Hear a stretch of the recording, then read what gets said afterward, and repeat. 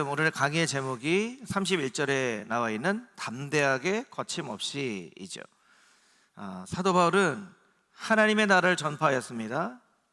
예수님께서 공생애를 시작하시면서 가르치신 것도 하나님의 나라에 대한 것이었죠. 하나님의 나라를 전파하고 예수 그리스도에 관한 모든 것을 담대하게 거침없이 가르치더라.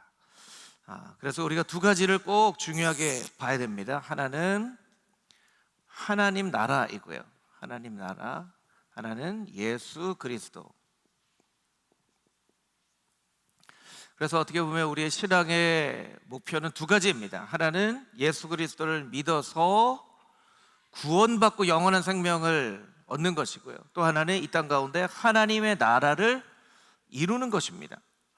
하나는 개인의 비전이라고 할 수도 있고요, 하나는 공동체의 비전이라고도 할 수가 있죠. 그래서 이 두 가지가 잘 균형이 잡혀져 있어야만 합니다. 어떤 경우에는 예수님 믿고 구원 얻는 것에만 관심이 있고 이 땅 가운데 하나님의 나라를 이루는 것에는 별로 관심이 없는 경우도 있어요. 또 반대로 하나님의 나라를 이야기하지만 예수 그리스도를 믿는 구원에 확신이 없는 경우가 있죠. 이 두 가지가 다 있어야 됩니다. 이것이 사도 바울의 전도의 내용이고, 또한 사도행전이 이야기하는 그런 이 복음의 핵심입니다. 23절에도 똑같이 나와 있습니다. 23절에도 바울이 아침부터 저녁까지 강론하여 하나님의 나라를 증언하고 모세의 율법과 선지자의 말을 가지고 예수에 대하여 권하더라. 여러분들이 말씀을 읽으실 때 이 두 가지가 중요하구나. 예수 그리스도와 하나님 나라, 하나님 나라와 예수 그리스도, 개인의 목표와 공동체의 목표, 이것을 우리가 잘 기억하고 있어야 하는 것이죠. 지난주에 사도행전을 일부 말씀드리면서 사도행전의 구조에 대해서 설명을 드렸어요. 그래서 1장 8절에 권능을 받고 예루살렘과 유대와 사마리아와 땅끝까지, 그래서 1장부터 7장까지가 예루살렘을 중심으로 복음이 증거되어지는, 8장부터 12장까지가 유대와 사마리아에게 복음이 전해지는, 그리고 땅끝까지 이르는, 그래서 예루살렘은 베드로 중심으로, 유대와 사마리아는 빌립 중심으로, 땅끝까지는 사도 바울 중심으로 이렇게 복음이 증거되어지는 구조를 가지고 있다 설명을 드렸죠. 근데 우리가 보통은 사도행전은 어떤 성경책입니까 하면 이렇게 생각하는 경우가 있어요. 사도 바울이 복음 전한 이야기 아닙니까? 이 얘기는 맞나요? 틀리나요? 사도행전은 사도 바울이 복음 전한 이야기입니다. 맞나요? 틀리나요? 이렇게 대답을 안 하시면 안 되는데요? 맞잖아요.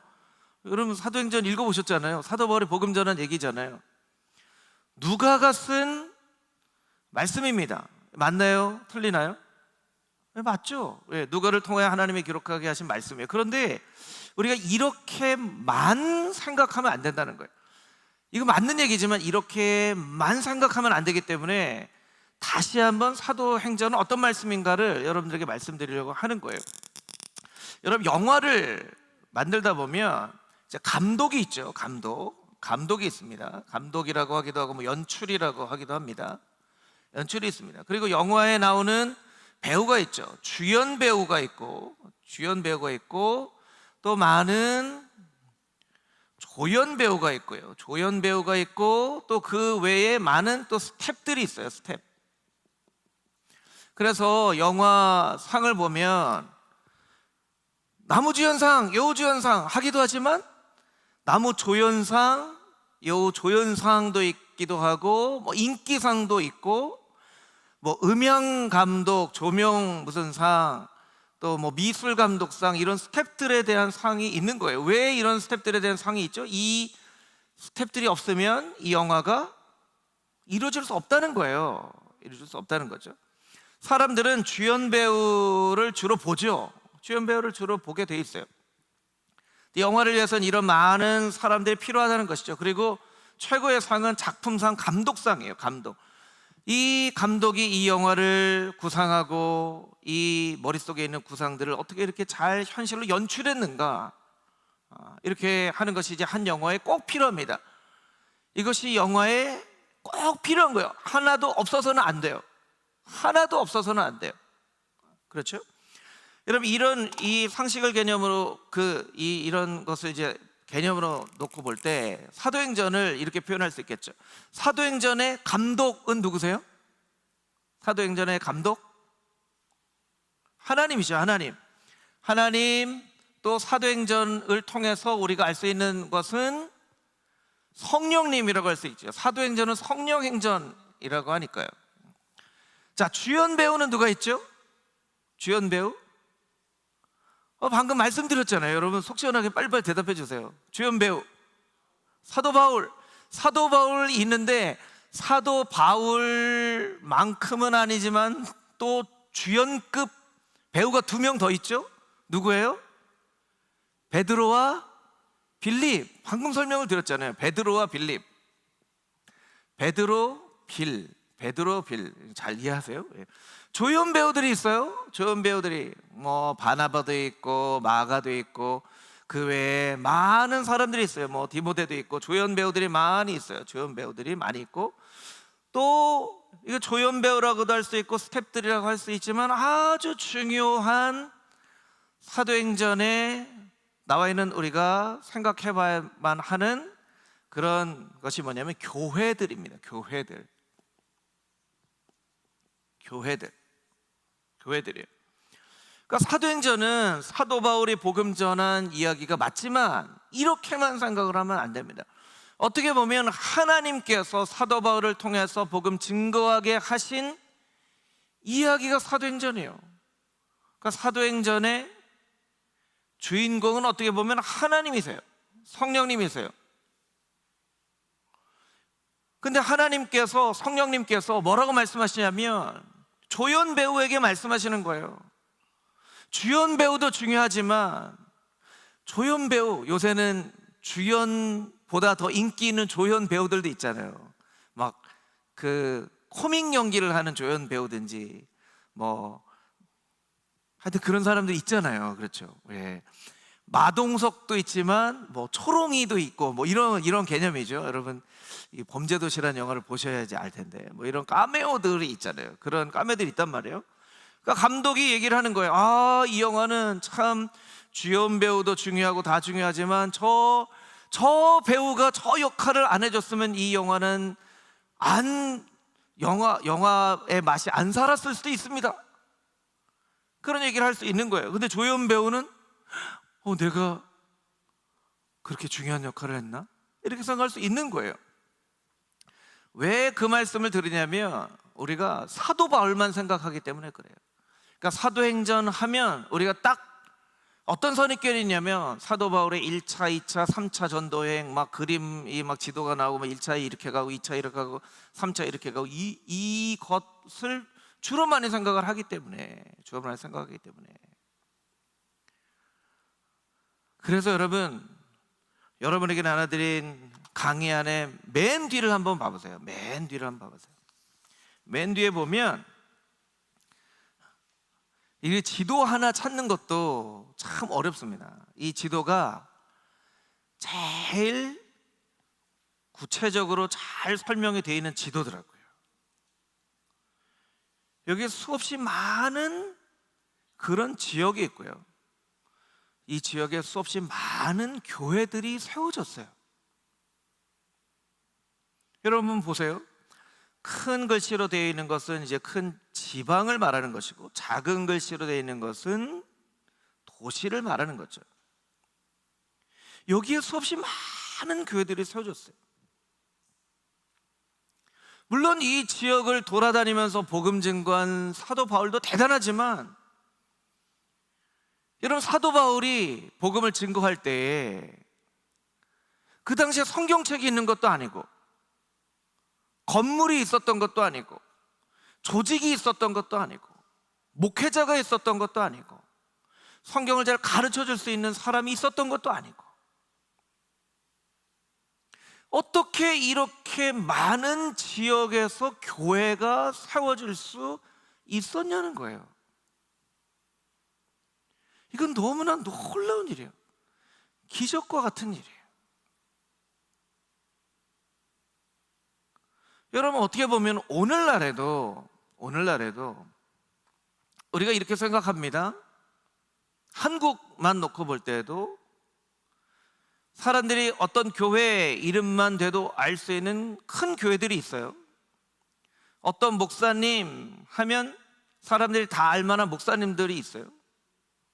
우리가 어떻게 잘 생각하냐면, 야, 저 교회는, 저 목사님은, 이렇게 생각하면서 상대적으로 나는 그렇게 중요한 교회는 아니구나, 중요한 성도는 아니구나 라고 생각할 수 있다는 거예요. 그런데 여러분, 사도행전은 분명히 사도 바울을 통해서 복음 증거한 이야기이고 사도 바울의 헌신을 우리가 폄하하자는 게 아니에요. 근데 너무 사도 바울만 생각해서는 안 된다는 거예요. 여러분, 영화에 한 명의 스텝과 한 명의 조연 배우가, 엑스트라가 없으면 영화가 이루어지지 않는 것처럼, 난 엑스트라인데, 난 조연 배우인데, 나는 별로 존재감이 없는 사람인데, 그렇게 생각할 수 없다는 거예요. 그 사람이 없으면 영화가 완성이 될 수 없다니까요.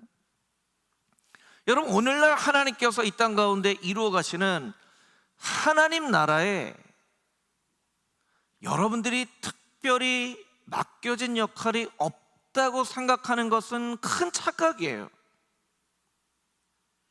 여러분 한 사람 한 사람이 오늘날 하나님께서 이 땅 가운데 이루어 가시는 하나님의 나라에 꼭 필요한 사람이라는 것을 늘 염두에 두고 사셔야 된다는 거예요.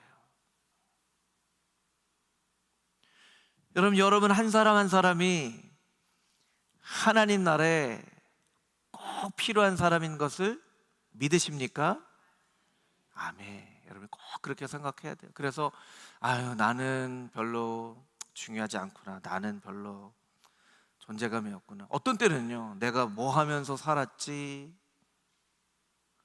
이렇게 생각을 할 때가 있어요.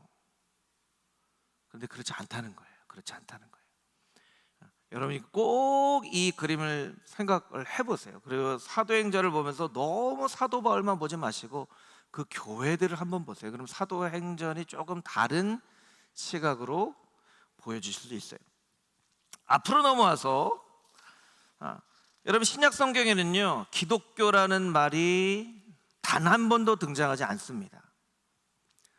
도라는 말은 등장하죠. 그 도를 믿는 자, 기독교라는 말 자체가 AD 150년경 역사가가 종교로 얘기를 하는 거예요.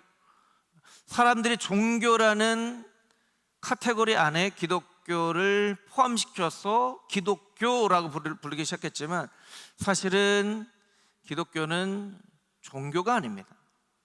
종교가 아니고 예수님을 믿어 이 땅 가운데 하나님 나라를 이루고 영원한 생명을 받으려고 하는 사람들이었어요. 사람들. 그래서 그리스도인이라는 말이 이제 3번 사도행전에 등장하지만, 사실은 그리스도인이란 단어만큼 중요한 단어가 사도행전 4장 23절에 있는, 우리는 너무나 쉽게 동료라고 번역을 했는데, 우리 사도행전 4장 23절 말씀 우리 같이 한번 읽어보도록 하겠습니다. 시작. 사도들이 노임에 그 동료에게 가서 제사장들과 장로들의 말을 다 알리니. 동료, 이디오스, 자기네 사람들 이런 뜻이에요. 자기네 사람들, 자기네 사람들에게 알렸다라는 거예요. 근데 이게 약간 개념이 애매하죠. 자기네 사람들, 자기네 사람들이요, 자기 사람이 주님의 사람이 되고요, 주님의 사람이라는 말이 퀴리오케, 코바디스, 주님 어디로 가시나이까 퀴리케가 철치가 된 거예요. 영어식으로 철치가 된 거예요. 철치는요 주님의 것이라는 헬라어 단어 퀴리케에서 온 말이에요. 그러니까 자기 사람들인 거예요. 교회라는 말이 사도행전에 등장하지만 기독교, 어떤 그리스도인 이게 아니라 우리 사람들, 주님의 사람들이 나중에 이제 교회가 된 거죠. 그래서 그 교회가 각 지역마다 세워진 거예요. 그래서 이 사람들은 어떤 사람이었는가? 닉 페이지라는 사람의 바보들의 나라. 이 바보들의 나라가 이제 사도행전 강해인데요. 사도행전 강해 중에서 정말 너무나 재미있게 그 당시에 있는 그 일들을 이렇게 쭉 쓴 아주 너무나 재미난 책이에요. 바보들의 나라는 책인데, 어떤 글이 있냐면 1세기 그리스도인들은 우리처럼 교회 가서 찬송을 부르고 설교를 들으며 각자의 성경책으로 성경 공부를 하며 신앙생활을 하지 않았다. 그들은 감시와 의심과 박해가 만연한 분위기에서 예배했고 그들에게는 교회 건물도 행정 조직도 없었다. 축적된 기독교의 가르침이나 예술이나 신학이나 도서관도 없었다. 대다수의 사람은 글을 읽지 못했고 그들이 살았던 시대의 신은 인간과 멀리 떨어져 있는 존재였다. 너무나 그 사람들이 어떻게 예수님 믿었을까? 어떻게 그들이 받은 가르침을 그냥 잃어버리지 않고 간직하고 교회라는 조직을 만들었을까? 이걸 생각을 해보면요, 이것은 정말 이해할 수 없는 일이에요. 이해할 수 없는 일. 사실은 누가가 목격한 들은 사도 바울이 복음 증언한 이야기, 사도 바울도요, 그 이전에 사실은 베드로와 빌립 같은 경우에는 예수님의 제자였고 예수님 만난 사람들, 예수님 직접 본 사람들이었지만 사도 바울 같은 경우에는요, 음성을 들었잖아요. 음성을 들었어요. 음성을 듣고 사실은 아라비아 광야에 3년 동안 있었고 14년 후에 한 갈라디아서 말씀을 통해서 보면 한 17년 정도 사도 바울이 사도로서 훈련되는 그런 시간이 있었지만, 잘 생각을 해보면요, 사도 바울은 예수님 만난 적도 없고 그렇다고 무슨 교과서가 있어서 예수님 공부한 것도 아니고, 사도 바울이 도대체 어떻게 예수님에 대해서 알고 우리가 요즘 공부하는 이런 서신서에 로마서, 갈라디아서 이런 너무나 신학적인 이런 글을 오히려 쓸 수 있었을까? 이런 걸 생각을 해보면요, 너무나 궁금한 거예요. 사도 바울이 도대체 어떻게 예수님을 이렇게 깊이 알았지? 어떻게 깊이 알았지? 우리는요, 사실은 예수님을 알 수 있는 너무나 많은 자료들이 있지만 이런 자료들에 너무나 의존되어 있는 사람이라고 생각할 수 있어요. 마틴 루터는요, 로마서 1장 17절을 한 구절을 통해서 역사를 바꾸잖아요. 그러니까 한 구절의 말씀의 능력이 얼마나 놀라운 일을 행하실 수 있는가를 극단적으로 보여주는 것이 이제 마틴 루터와 종교개혁이거든요. 사도 바울은요, 도대체 뭘 보고 어떻게 이렇게 예수님을 깊이 알아서 우리가 연구하는 로마서, 갈라디아서의 이런 예수님에 대한 이렇게 깊은 이야기를 할 수 있었을까? 사도 바울이 아마 정말 열심히 기도하고 자신들에게 가르쳐준 그 이야기를 정말 암송하고 묵상하고 생각하고 어떤 분이실까를 간절히 생각했을 거라고 생각이 들어요. 사도 바울은요, 그래도 공부를 제대로 한 사람이잖아요. 그런데 이 많은 지역에 있었던 사람들은 이 닉 페이지의 바보들의 나라에 나와 있는 것처럼 글도 읽을 줄도 알지 못하는 이런 사람, 대다수의 많은 사람들이 어떻게 자기들에게 전해진 복음을 잃어버리지 않고 소중하게 간직하고 있을 수 있었을까? 그런 것들을 우리가 생각을 해보면 우리가 더 열심을 내서 신앙생활을 해야만 합니다. 더 열심을 내서 신앙생활을 해야 돼요. 더 열심을 내서 신앙생활을 하면요, 하나님께서 우리에게 알려주세요. 우리가 더 열심을 내어서 신앙생활을 하지 않고 더 열심을 내어서 하나님 말씀을 읽지 않기 때문에 우리의 눈이 닫혀져 있는 거죠.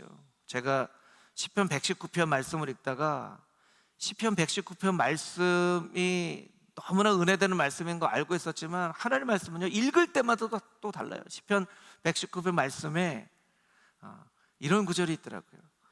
하나님의 말씀을 펼칠 때에 내 눈이 밝아져서, 하나님 말씀을 펼칠 때 내 눈이 밝아졌대요. 여러분, 이런 경험들 왜 시편 기자만 하냐는 거예요. 왜 다윗만 하냐는 거예요. 우리는 왜 못하냐는 거예요. 하나님 말씀을 읽을 때 막 영안이 밝아져서 하나님 나라의 기이한 법들을 보고, 왜 우리는 옛적 선지자들이 했던 그런 예언의 은사나 하나님의 일들을 깨달아 아는 일들이나, 왜 사도 요한이 봤던 요한계시록의 천국에 대한 그런 모습들은 우리는 절대로 볼 수 없는 것이라고 우리가 왜 생각을 하고 있냐는 거예요. 여러분, 하나님 말씀을 읽을 때 여러분의 눈이 밝아져서 하나님 말씀 가운데 그 깊은 뜻을 깨닫게 되는 은혜가 있게 되기를 주님의 이름으로 축복합니다. 아멘. 아멘.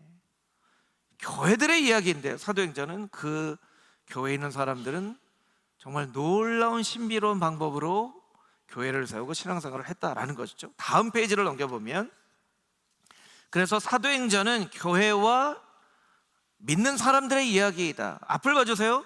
교회와 믿는 사람들의 이야기라는 거예요. 교회와 믿는 사람들의 이야기, 하나님 나라와 예수 그리스도에 대한 이야기라는 거예요.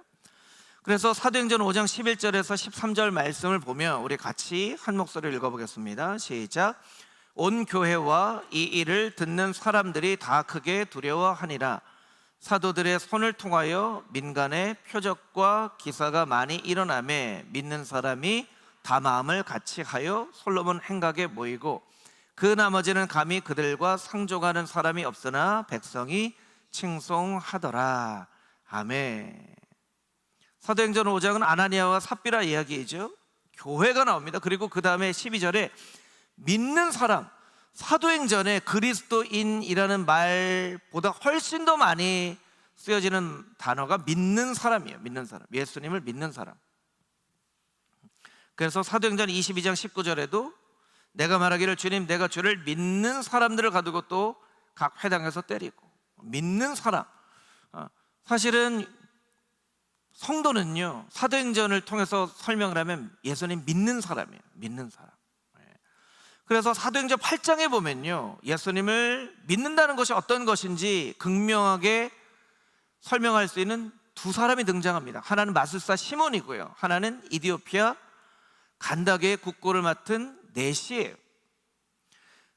성경이 길지만 여러분 눈으로 한번 보세요. 12절에 보니까 빌립이 하나님 나라와 및 예수 그리스도의 이름에 관하여, 여기도 또 나오죠. 하나님 나라와 예수 그리스도의 이름에 관하여, 하나님 나라 예수 그리스도의 이름에 관하여 전도함을 그들이 믿고 남녀가 다 세례를 받을 때 마술사였던 시몬이 있었어요. 이 시몬이라는 사람도 어떻게 했습니까? 믿고 세례를 받은 후에 전심으로 빌립을 따라다녔어요. 자, 이 13절 말씀만 놓고 보면 시몬이 믿고 세례를 받고 빌립을 따라다닌 것 진짜였다고 보여주세요? 가짜라고 보여주세요? 진짜로 보여지죠. 진짜로 보여져요. 왜? 그런데 그 밑에 18절 말씀을 보니까 요한과 빌립이 복음을 전하는데 너무나 놀라운 일들이 있다고 해서 베드로와 요한이 내려옵니다. 베드로와 요한이 내려와서 안수를 하니까 막 성령 충만하고 막 병들이 나아요. 그러니까 시몬이 사도들의 안수로 성령 받는 것을 보고 돈을 들여 이르되 이 권능을 내게도 주시어서 내가 안수하는 사람은 성령을 받게 하여 주소서, 이렇게 얘기합니다. 돈 주고 사고 싶다는 거예요. 자, 그러면 조금만 더 설명을 드릴게요. 그래서 베드로가 말합니다. 내가 하나님의 선물을, 성령은 하나님의 선물이죠, 돈 주고 살 줄로 생각하였냐? 은과 함께 내가 망할지어다. 내 마음이 바르지 못하니 이 두 해는 내가 관계도 없고 분깃이 없느니라. 22절 너의 악함을 회개하고 주께 기도하라. 혹 마음에 품는 것을 사하여 주시리라 하니까 24절에 보니까 시몬이 내가 주께 기도하여 말한 것이 내게 임하지 않게 해 주십시오, 이렇게 얘기합니다. 시몬이 예수님 믿고 세례를 받았어요. 전심으로 빌립을 따라다녔어요. 그런데 베드로와 요한이 세례를 안수하였을 때 성령 충만하는 것을 보고 돈 주고 살려고 했다는 거예요. 자, 여러분에게 한번 질문을, 이게 답이 나와 있지는 않지만 여러분이 한번 상식적으로 생각해 보세요. 이것은 빌립의 악함 때문이었다. 1번. 2번, 이것은 마술사 시몬의 악함 때문이었다. 2번, 이것은 시몬의 미성숙함 때문이었다. 여러분 1번 같으세요? 2번 같으세요? 예, 2번일 가능성이 높습니다. 2번일 가능성이 높습니다. 예. 무슨 얘기냐면요, 예수님을 믿는 것은요, 신분의 변화가 되는 거죠. 신분의 변화. 하나님의 자녀로서 신분의 변화가 되어지는 거예요. 근데 여러분, 신분이 변화된다고 성품까지 다 변화되는 건 아니에요. 이건 꼭 배워야 되는 거예요. 마술사 시몬은 신분은 믿고 세례를 받았어요. 그리고 전심으로 빌립을 따라다녔어요. 이 신분이 변화됐지만 아직 미성숙하기 때문에 더 성숙해야 되는 거예요. 그러니까 예수님 믿는 것은요, 믿는 것으로 끝난 게 아니에요. 거듭남으로 끝나는 게 아니에요. 거듭남 이후에도 성도다운 삶을 살아가야 되는 것이죠.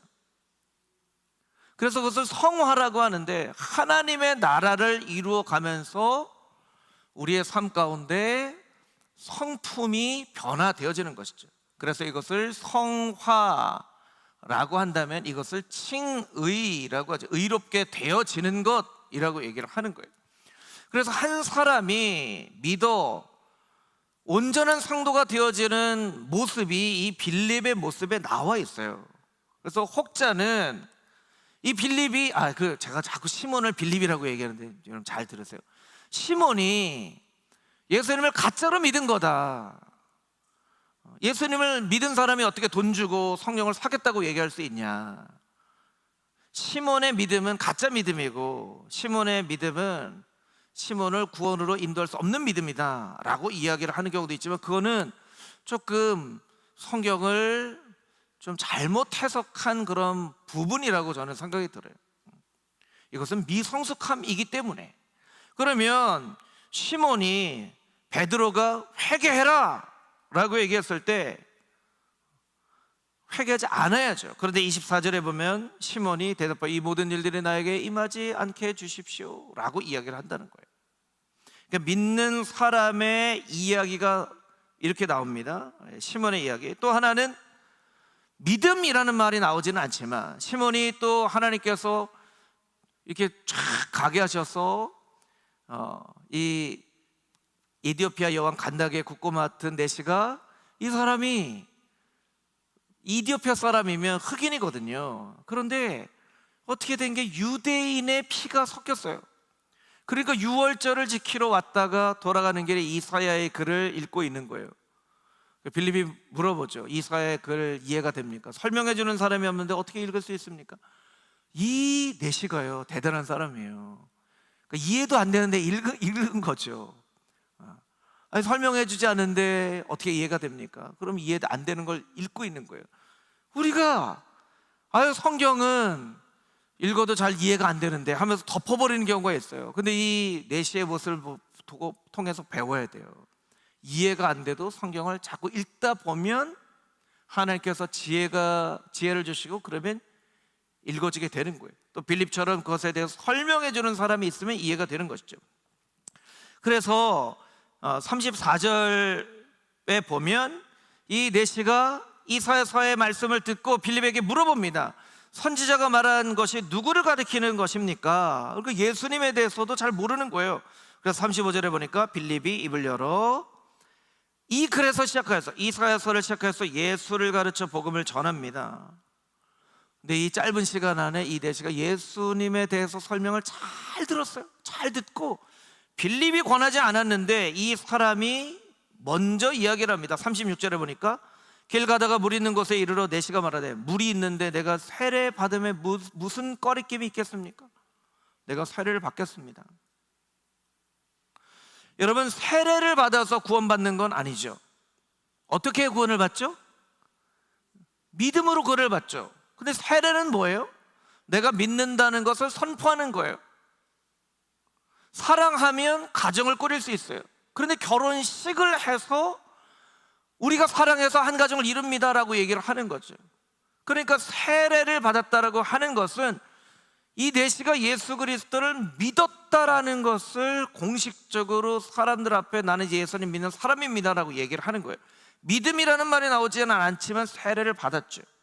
그래서 수레를 멈추고 빌립과 내시가 물에 들어가서 빌립이 세례를 베풀고 주의 영이 빌립을 이끌어 가시고 내시는 기쁘게 길을 가물어.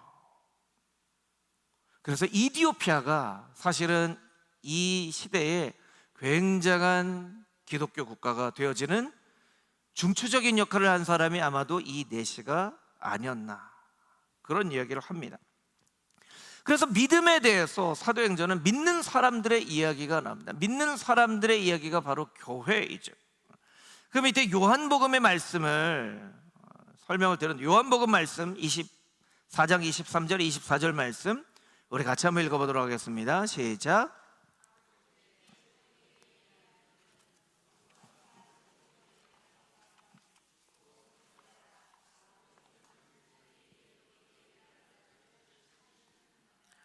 하나님은 영이시니 예배하는 자가 영과 진리로 예배할지니라. 아멘. 그래서 성경은 영과 진리로 예배하라고 말씀을 하세요. 이 말씀은요, 수가성 여인을 만난 그 본문에서 예수님께서 하신 말씀이죠. 사마리아 사람들은요 열정적인 예배를 드렸어요. 왜냐하면 그들에게 진리가 없었기 때문입니다. 예루살렘 사람들은요 진리가 있었죠. 그래서 진리가 있었기 때문에 열정적으로 예배하지 않았어요. 여러분, 이거 사실은 너무나 아이러니한 일이에요. 아이러니한 일이에요. 그래서 이 수가성 여인이 물어봅니다. 우리는 여기 그리심산에서 예배를 드리는 것이 맞다고 하는데 아니다. 어디에서 예배를 하는 것이 중요한 것이 아니라 영과 진리로 예배하는 것이 중요하다. 열정적으로 하는 것도 중요합니다. 그러나 진리가 있어야죠. 진리가 있어야 돼요. 하나님 말씀에 중심이 있어야죠. 근데 하나님 말씀을 받은 자들은 열심으로 신앙생활을 해야 되는 거예요. 믿는 사람의 사도행전에 나와 있는 사람들의 이 모습 가운데 이 두 가지 모습이 있습니다. 하나는 진리이신 예수 그리스도를 믿는 그 믿음의 모습과 또 열정적으로 신앙생활하는 모습이 사도행전에 다 있어요. 그러니까 이 모습이 믿는 사람들의 이야기라고 우리가 이해할 수 있는 것이죠. 다음 장으로 넘겨서 이제 교회에 대해서 좀 이야기를 나누도록 하겠습니다. 교회는 교회에 대해서 설명을 하자면 너무나 많은 것을 이야기할 수 있지만 하나님께서 택하신 곳, 에클레시아라고 하는 것이 에크, 무엇으로부터? 칼레오, 부르다. 세상으로부터 불러서 하나님의 특별한 임무를 감당하기 위해서 하나님께서 부르신 사람들. 아까 이렇게 설명을 드렸었죠. 자기네 사람들, 이디오스, 자기네 사람들에서 주님의 사람이 됐죠. 여기에서 부르신 사람, 택하신 사람이 되는 거예요. 이 개념이 자기네 사람, 주님의 사람, 부르심을 받은 사람. 그래서 이 신약의 에클레시아 교회는요 사명 공동체를 의미합니다. 사명 공동체.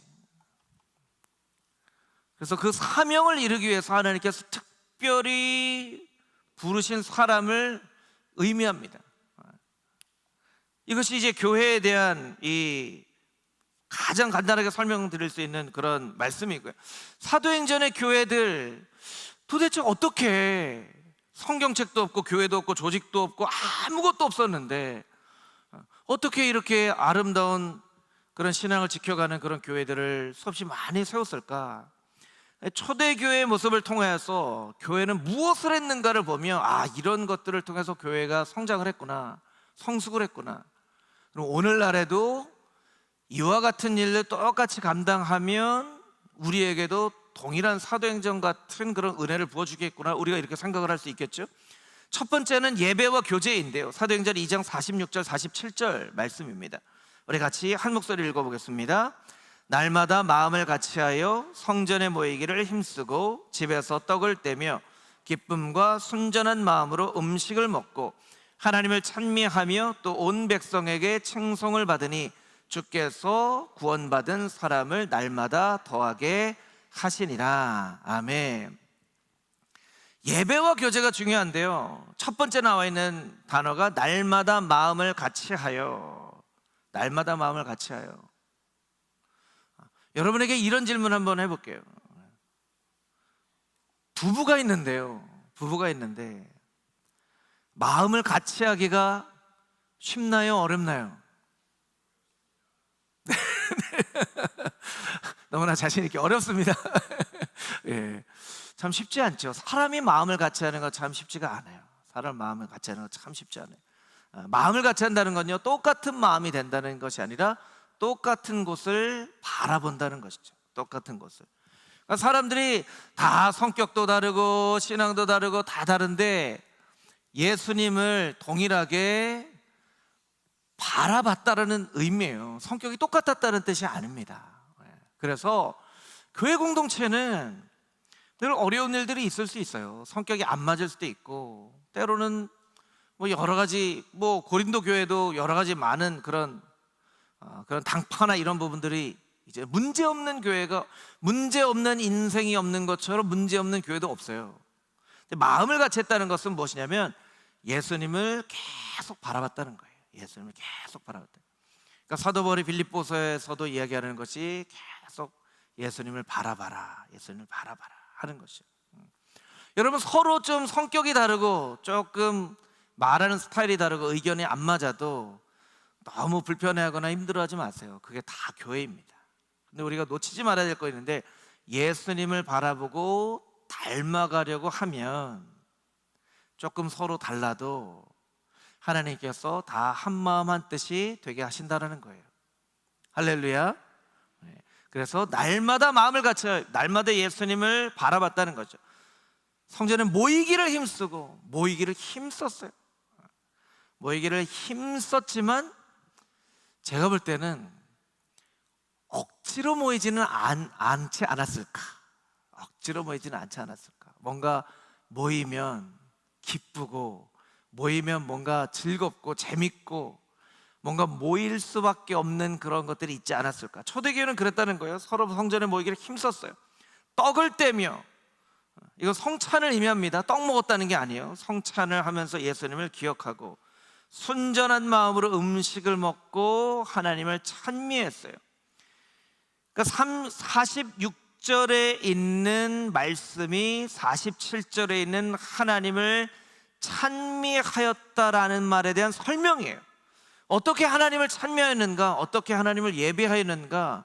주님을 바라보고 모이기를 힘쓰고 성찬을 하고 순전한 마음으로 함께 교제함으로 하나님을 예배했다는 거예요. 그렇게 온 백성에게 칭송을 받는 예배 공동체였다라는 거죠. 예배 공동체. 초대교회는 예배 공동체였습니다. 초대교회가 이렇게 성장할 수 있었던 것은 예배를 통해서 성장할 수 있었어요. 그러니까 여러분, 예배가 참 중요합니다. 우리의 삶 가운데도 예배가 참 중요하고요.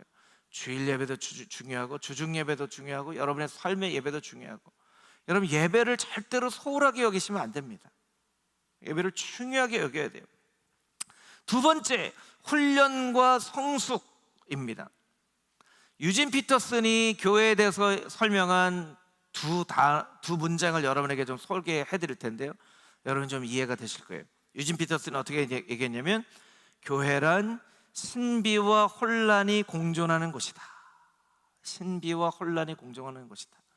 교회를 보면 참 신비로운 모습도 있고 참 혼란스러운 부분도 있고, 신비는 하나님에 대한 부분이고 혼란은 인간적인 부분이에요. 그러니까 교회는 인간적인 부분도 있어요. 혼란도 있어요. 또 어떤 얘기를 했냐면, 교회는 죽음의 나라의 존재하는 하늘의 식민지로서 성령에 세우신 곳이다. 식민지라는 말이 좀 부정적인 어감이 있어서 이걸 어떤 단어를 이렇게 번역을 했는지 모르겠지만, 죽음의 나라에 세우신 하나님의 대사관, 이렇게 좀 표현하면 좋겠죠. 대사관 같은 곳이다. 무엇을 설명드리려고 하냐면요, 교회에는요 늘 미성숙함이 있습니다. 미성숙함이 있어요. 우리에게도 늘 미성숙함이 있어요. 그런데 그것을 훈련을 통해서 성숙해 나가고자 하는 것이 바로 교회이죠. 에베소서 4장 13절에서 15절까지 있는 말씀 우리 같이 읽어보도록 하겠습니다. 시작.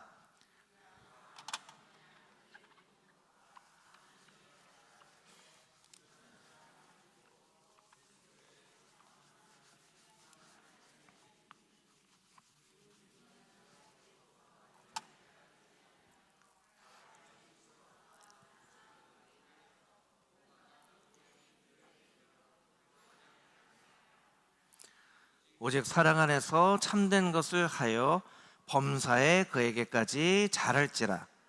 그는 머리니 곧 그리스도라. 아멘. 사도 바울이 에베소에 있는 교인들에게 어떻게 얘기했냐면, 충만한 데까지 우리가 성장해야 됩니다. 그에게까지 자라야 됩니다 라고 이야기를 했어요. 자라야 된다고 얘기를 했어요. 성숙해야 된다고 얘기를 했어요.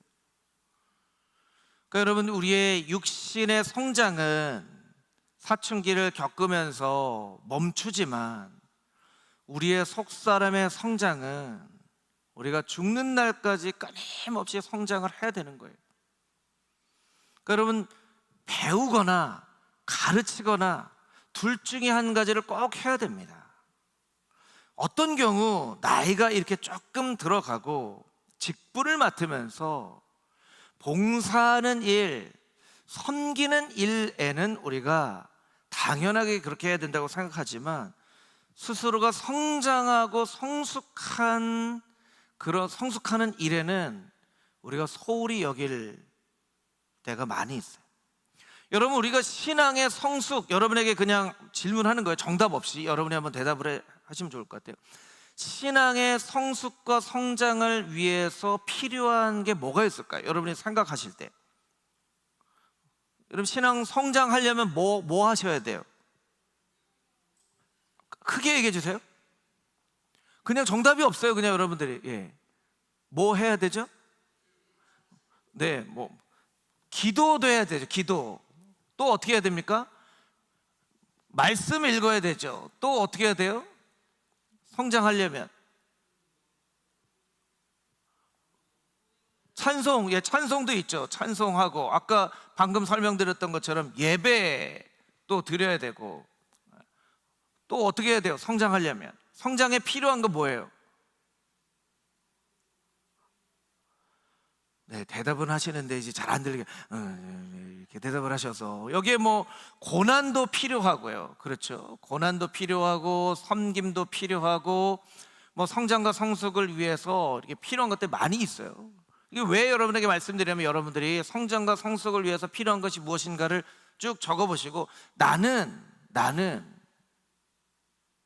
얼마나 이 일에 참여하고 있는가 를 여러분이 꼭 한번 생각을 해보세요. 성경도 여러분 우리가 열심히 읽잖아요. 성경 정말 열심히 성경 말씀 읽으면, 저는 성경이 말씀하시고 있으니까 열심히 하나님 말씀 읽으면 하나님이 어느 순간인가 하고 깨닫게 하시는, 또 이 하나님 말씀이 우리를 움직이시는 그런 때가 있으리라고 생각이 들어요. 그러니까 하나님 말씀도 열심히 읽어야 되고요, 책도 열심히 읽어야죠. 책, 신앙 서적도 열심히 읽어야 되고, 또 기도도 열심히 해야 되고, 예배도 열심히 드려야 되고, 여러분이 신앙의 성숙과 성장을 위해서 열심히 여러분들이 노력하셔야 돼요. 그런데 13절에 보니까 어떤 구절에 있냐면, 우리가 다 하나님의 아들을 믿는 것과 아는 일에 하나가 된다라는 표현이 있죠. 제가 여러 차례 설명을 드렸어요. 다시 한번 설명을 드릴게요. 들으신 분들은 이해하시고 들으면 좋을 것 같아요. 이런 모든 부분들은요, 이런 부분들은 사실은 지식과 경험의 영역에 속한 거예요. 지식이나 경험의 영역에 속한 거예요. 근데 믿음은 지식과 경험에 속하지 않은 부분이거든요. 아는 것과 믿는 것은 완전히 다른 거예요. 알면 안 믿어도 돼요. 알면 안 믿어도 돼요. 여러분, 이게 뭐죠, 여러분? 이게 마이크잖아요. 여러분, 마이크인 걸 아시는 거예요. 제가 만약 여러분에게 여러분 이것이 마이크인지 믿으십니까? 그러면 이게 목사님 저녁 잘못 드셨나? 이렇게 생각하실 거예요. 그렇죠? 아는 거하고 믿는 건 다른 거예요. 근데 만약에 이제 컵 안에 여러분 뭐가 담겨져 있을까요? 물이 담겨져 있죠. 근데 제가 물어보는 거예요. 이 안에 담겨져 있는 건 물이 아닙니다. 이 안에 담겨져 있는 것은 포도주인 걸 믿으십니까?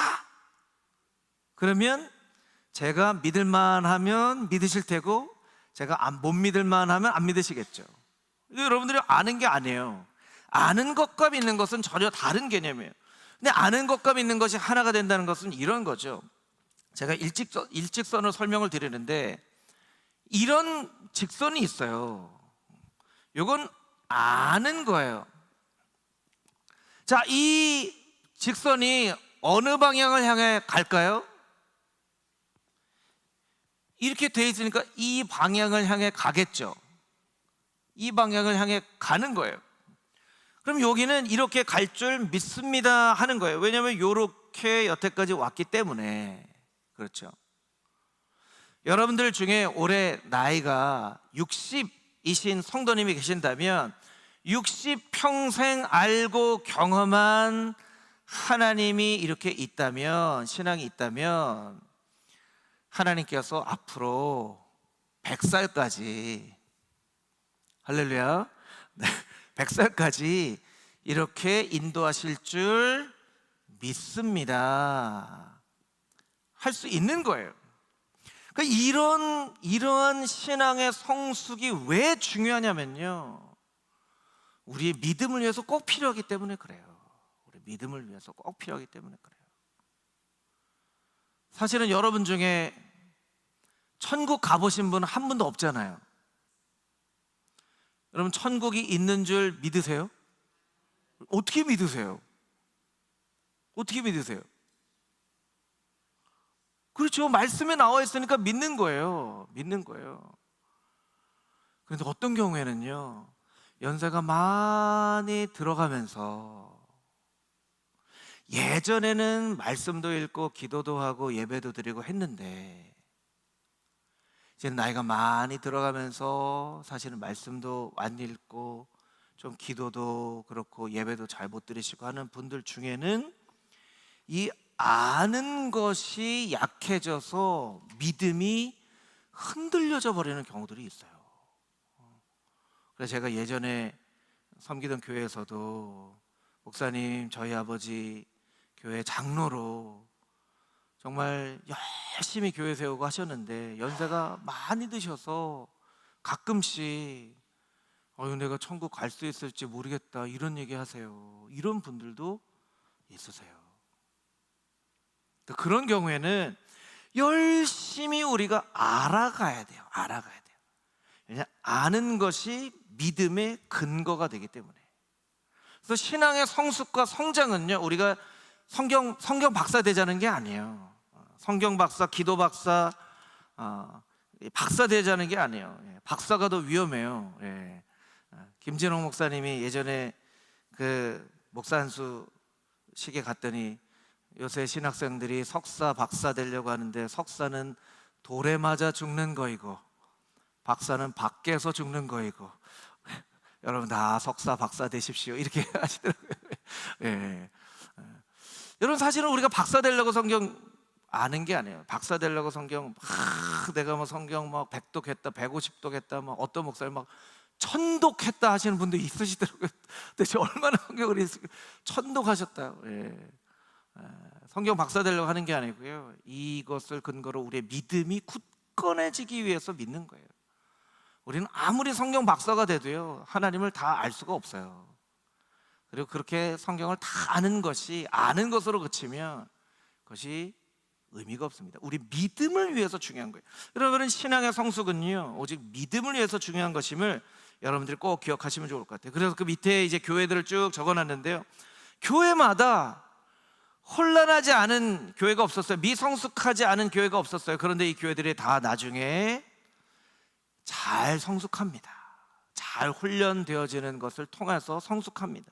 로마 교회, 고린도 교회, 갈라디아 교회, 데살로니가 교회, 에베소 교회, 쭉 이런 교회가 있었지만 하나님 말씀으로, 기도로, 예배로 잘 성숙합니다. 그러니까 여러분들이 잘 훈련되어 주셨으면 좋겠어요. 열심히 훈련되어 주실 거예요. 열심히 하나님 말씀, 기도 훈련하시고, 그걸 통해서 여러분의 믿음이 더욱더 굳건한 믿음이 되어져야만 한다는 것이죠. 다음 장을 한번 넘겨보도록 하겠습니다. 다음 장, 이제 조금만 더 설명드리고 강의를 마치도록 하겠습니다. 교회는 어떤 것인가? 열심히 복음 증거하려고 하는 그런 교회였어요. 마태복음 28장에 나와 있는 내가 분부한 모든 것을 가르쳐 지키게 하라 라는 예수님의 명령을 잘 수행하고자 하는 그런 교회였어요. 어떻게 우리가 알았는가? 사도행전 말씀만 봐도 사도들에게 누가 복음 전하라고 얘기하지 않았는데 사도들이 가는 곳마다 복음을 전합니다. 가는 곳마다 복음을 전해요. 가는 곳마다. 어떻게 하면 저렇게 가는 곳마다 복음을 전할 수 있을까? 자기 자신의 정체성이에요. 정체성. 나는 복음을 전하는 사람이라는. 여러분, 성도는 복음을 전하는 사람이라는 정체성을 가지고 있어야 돼요. 여러분들도 말로든지 행함으로든지 어떤 방법으로든지 복음을 전하는 사람이라는 정체성을 가지고 계셔야 돼요. 그래서 예배와 훈련과 전도에 대한 그런 이런 모습을 통해서 그 초대교회가 이렇게 아름답게 서가고, 그런 교회들을 하나님께서 사도행전의 주인공처럼 사용하셨다는 거예요. 자, 이제 바울 이야기를 조금 하고 마치도록 하겠습니다. 바울 전도 이야기. 그 밑에 바울의 선교 여행 나왔네요. 1차, 2차, 3차. 이거 여러분들이 공부하셔도요, 또 까먹어요. 그러니까 이렇게 열심히 했구나. 뒤에 있는 지도 보면서 비교해 가면서 여기에 이런 곳이 있었구나. 근데 여러분, 이렇게 비교해 가면서 성경을 읽으면 굉장히 또 성경이 깊이 이해가 되기도 합니다. 그러니까 여러분들이 하나님이 마음 주시면 사도행전을 읽으면서 이 지도를 확인해 가면서 여러분들이 읽으셔도 좋을 것 같아요. 자, 위에 설명을 드릴게요. 사도행전 13장에 안디옥 교회가 바울과 바나바를 선교사로 파송합니다. 그래서 사도 바울의 1차 전도 여행이 시작돼요. 그래서 14장 28절에 옵니다.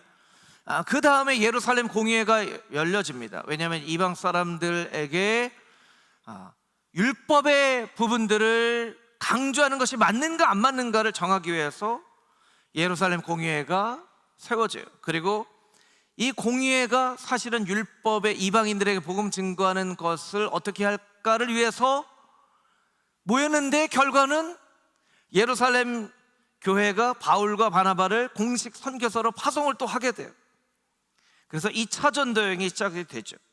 그리고 2차 전도 여행과 3차 전도 여행은요, 성경 말씀을 읽어보면요, 너무나도 구분 없이 그냥 끝난 것 같은데 바로 또 전도가 시작됩니다. 3차 전도 여행이 시작이 되어지고, 3차 전도 여행이 끝나고 나서는 어찌된 일인지 예루살렘에 돌아왔는데 사도 바울을 해하려 하는 유대교를 배경으로 한 크리스찬들이 있었어요. 그래서 사도 바울을 막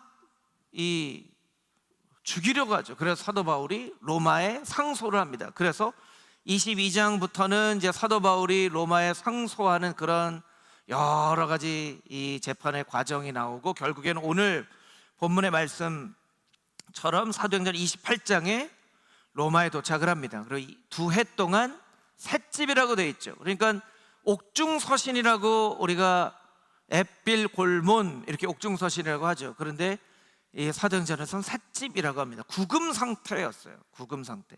가둬놓고 사람들을 자유롭게 만나는. 그래서 로마에는 많은 사람들이 사도 바울을 통해서 복음을 듣게 되는, 그리고 나서 풀려집니다. 그리고 마지막 전도 여행을 또 했다라고 이야기를 합니다. 왜냐하면 디모데 후서에 보면 사도 바울이 나의 달려갈 길을 다 마쳤다라고 이야기를 하고 있기 때문에 그렇게 마지막 전도 여행이 있지 않았을까. 그래서 1차, 2차, 3차 전도 여행이라고 생각하지만 사실은 로마로 가는 여행과 마지막 여행까지 합치면 사도 바울은 일생에 5번 전도 여행을 했다라고 신학자들이 보통 얘기를 하죠. 맨 마지막 장을, 그 다음 장을 넘겨보시면 사도 바울의 일생과 또한 사도 바울이 쓴 서신서와 다른 신약의 말씀들이 어느 기간 안에 쓰여져 있는지를 이렇게 설명하고 있는 그런 도표예요. 그러니까 여러분들 참고로 보시면 좋을 것 같죠. 그래서 1차, 2차 그 사이에 갈라디아서, 최초의 서신서인 갈라디아서가 쓰여지고 3차 전도 여행이 마쳐진 이후에 이제 마태복음, 누가복음, 사도행전 이와 같은 이 말씀들이 써졌을 것이다 라고 이야기를 합니다. 왜냐하면 이게 중요한 것이요, AD 70년에 예루살렘 성이 멸망을 합니다. 예루살렘 성이 또 무너져요.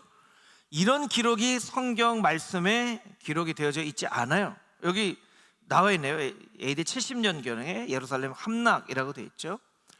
그러니까 서신서들의 많은 부분들은 예루살렘 함락 이전에 쓰여져, 이런 기록들이 서신서나 복음서나 사도행전에 기록되어져 있지 않기 때문에 이렇게 되어져 있다고 합니다. 자, 말씀의 결론을 짓겠습니다. 사도행전은 사도 바울이 복음 전한 이야기이지만 이런 많은 교회들이 세워지는, 교회가 주인공이 되어지는 그런 하나님의 말씀이라는 것 여러분 꼭 기억하시고, 사도 바울 복음 전한 이야기를 쭉 따라서 어떻게 교회가 세워졌는가, 그리고 이 교회는 도대체 성경도 목사도 조직도 건물도 없는 상황 가운데 어떻게 이렇게 신앙생활을 했을까라는 것을 여러분들이 계속 많이 묵상하시면서 사도행전을 읽어보시면 오늘날 우리가 어떤 마음으로 신앙생활을 해야 할지에 대해서 하나님께서 우리에게 깨닫게 하시는 놀라운 은혜가 있을 줄 믿습니다.